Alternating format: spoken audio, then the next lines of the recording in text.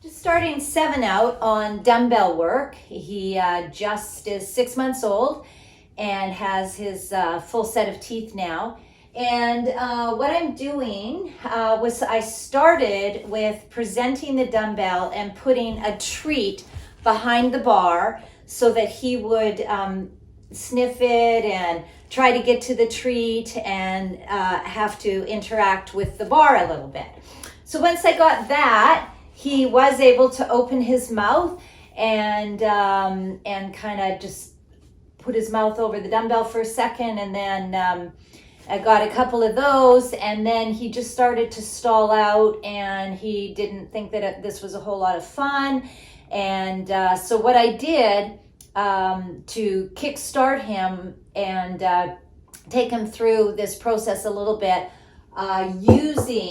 this is like a liverwurst mixture that he finds quite irresistible. And I have a spoon with it. And what I'm going to do is, this is going to be his reinforcement. It's right here so he can see it.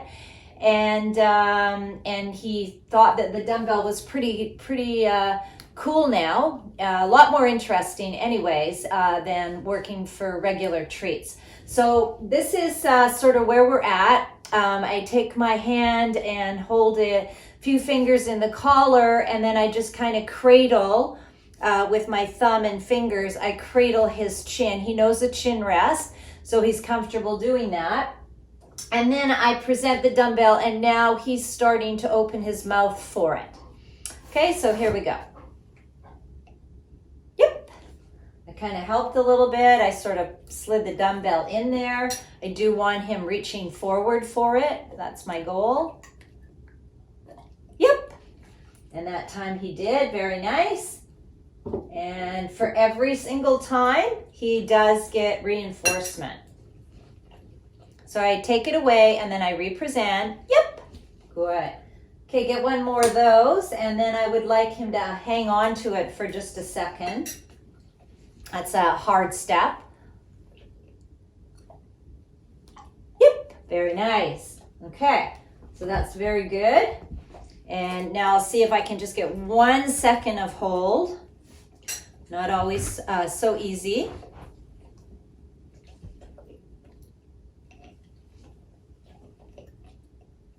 Oops, good, good, good. So I know he's doing good, but not quite what I want. Yep, very good. Okay, so I got just a second of hold there, and I will build on that so that 1 second will get reinforcement, and then get one more of those, and then it'll have to go up to 2 seconds. So you always want to build on your successes, not stay at the same level. So now what I'm going to do is change things up a little bit, and I'm going to put the dumbbell in between my legs, and I'd like him to interact with it without my hands.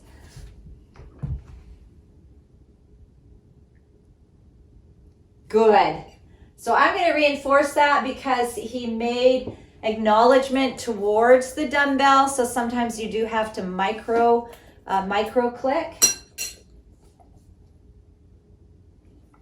Yep. Very nice. That time he bopped it with his nose. So we're getting a little bit closer.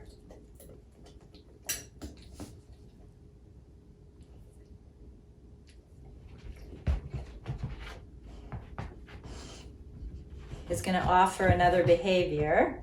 Yep, good boy. And offered a spin, and then he ended up back at the dumbbell and touched it. So that was good. It's hard because I'm not telling him what to do. He has to figure it out, and that's challenging. Yes. But it does make for a dog that can problem solve and think for themselves without me having to tell them every little thing on how to do it. So I'll take it out and represent. Good boy. So that was good. He did touch it a couple times with his nose. I'd love to just see if I could get his, yep, yay. That was great. He opened his mouth. That was perfect. So he opened his mouth over it, And that's just what I was looking for. And I think I will end the session with that. When you're doing this, you do want to keep your sessions short. You don't want to go too long, and because there is a lot of thinking and figuring out going on here. The reason for putting the dumbbell in between my legs is it removes my hand from the dumbbell. So I just find when they go to pick it up from the floor without your hands present, it does kind of help that process a little bit.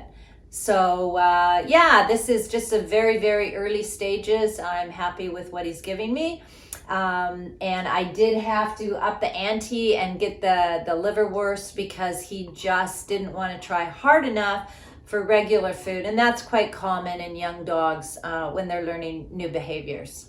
So there you have it. Yeah, Sebby, good boy.